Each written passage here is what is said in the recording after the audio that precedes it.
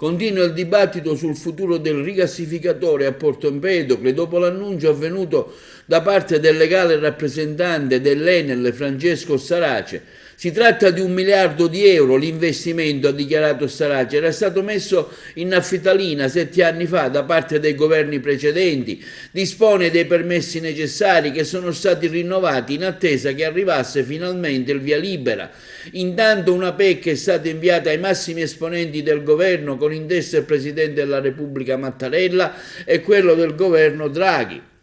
Ed è contro l'insensato progetto ideato da certi soggetti per la collocazione di un terminale di rigassificazione a ridosso della Valle dei Templi, zona UNESCO, in zona Caos, Parco Pirandello. L'appello è sottoscritto da un numero elevato di persone e ha la missione di informare e persuadere i decisori, posto che il percorso eventuale collocazione dell'impianto a ridosso della Valle dei Templi risulta impervio e i tempi vanno da 6 a 10 anni e che la strada più breve, insiste il comunicato, e meno traumatica sarebbe quella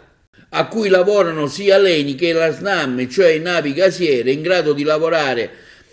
10 miliardi di metri cubi all'anno da ancorare al largo delle coste in prossimità dei porti dove già insistono i collegamenti alla rete nazionale. Intanto anche il primo cittadino di Porto Empedocle, Calogero Martello, si esprime in tal senso in merito con circa un futuro referendum sulla materia. Martello afferma: decideranno i cittadini sul da farsi. È chiaro che le ultime dichiarazioni di stampa dell'amministratore delegato dell'Enel, che sono pronti ad investire 1 miliardo di euro per la realizzazione del rigassificatore, è un articolo di giornale che apprendiamo con, con il punto interrogativo, anche perché questo è un progetto che risale a circa 12 anni addietro e ad oggi penso che siano cambiate anche molte cose rispetto al passato. Vero è che c'è l'interesse nazionale sulla necessità di affrancarsi da un punto di vista energetico da alcune fonti di approvvigionamento, però ad oggi noi come amministrazione non abbiamo avuto nessuna interlocuzione né con Enel né con altri soggetti interessati sulla vicenda. È chiaro però che,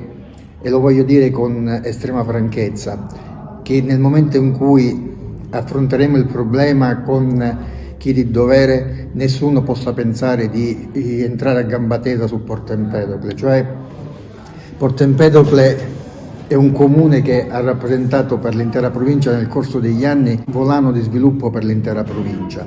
È chiaro che tutte queste interlocuzioni e notizie di stampa apprese in questi giorni